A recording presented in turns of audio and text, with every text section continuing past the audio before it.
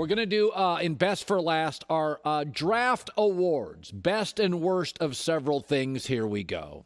Who wins the award for best chance to succeed? Trevor Lawrence, Trey Lance, Justin Fields, or Mac Jones? The award goes to Trey Lance.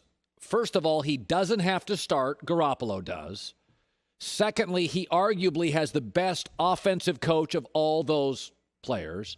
Third, their offensive line was ranked top 10 last year, and they added to it in the draft. And fourth, they have a running game. So if he did have to play early, it's a very run-centric offense. Here's the keys to the Mercedes. Just don't run it into a tree. As long as he doesn't have to start before Thanksgiving, this is really lined up, as we said before the draft, for any quarterback to flourish in this system if they don't have to start day one. Who wins the award for best quarterback wide receiver reunion? Jamar Chase and Joe Burrow, Jalen Waddle and Tua Tagovailoa, or Devontae Smith and Jalen Hurts? I'm going to go Jamar Chase and Joe Burrow. First of all, he caught 20 of Joe Burrow's record-breaking 60 touchdown passes in 2019. So they weren't good, they were spectacular. Also, the Bengals were near the bottom of the NFL last year. Bengals receivers averaged 10.2 yards per reception.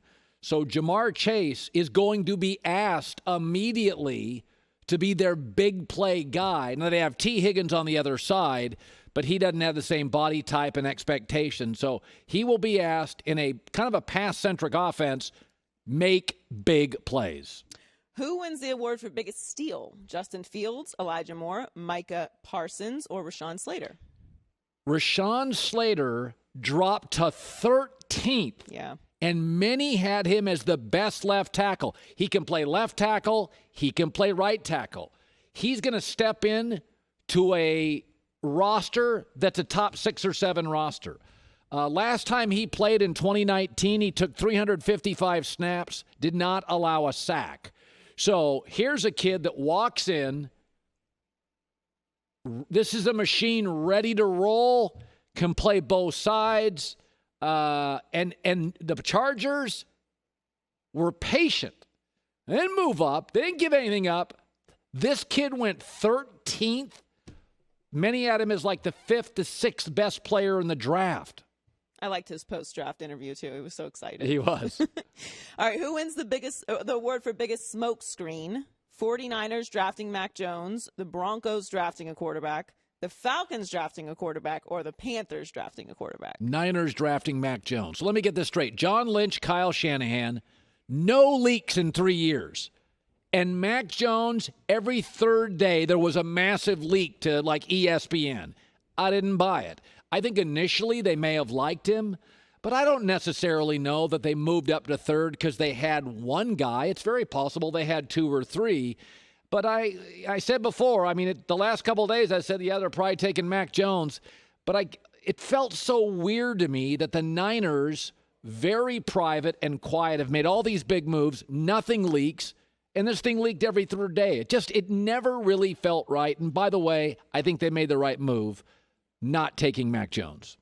Who wins the award for best quarterback selection after the first round? The Bucs with Kyle Trask, Vikings with Kellen Mond, the Texans with Davis Mills, or the Saints with Ian Book? Well, none of them are going to play.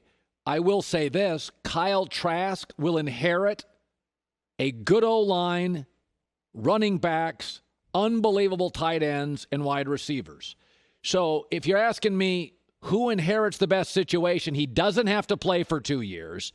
They are loaded. He's got a GM who's shown an ability to draft as well as anybody in the National Football League. So that's the perfect situation. Whereas Kellen Mond in a year may have to play with a defensive head coach in a division where Aaron Rodgers, Justin Fields, there's some competition there.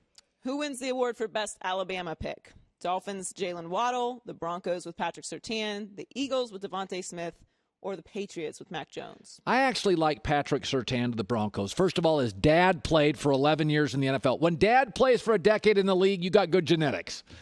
Secondly, this kid didn't miss a start at Alabama, and he was great in big games.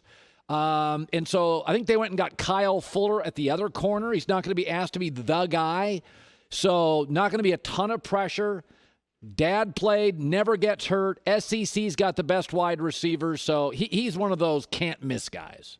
Who wins the award for hardest draft to evaluate? The Cowboys, Giants, Packers, or Raiders? Cowboys by a mile. Micah Parsons is talented, but he's a one-year starter with red flags, had maturity issues in high school and college. Then they go get Kelvin Joseph from Kentucky. He's got a budding rap career and had maturity issues, transferred out of LSU, went to Kentucky. They now have a crowded linebacking core, which was the one part of their defense I actually liked. But they have Jabril Cox and Micah Parsons and Jalen Smith and Leighton Vander Esch.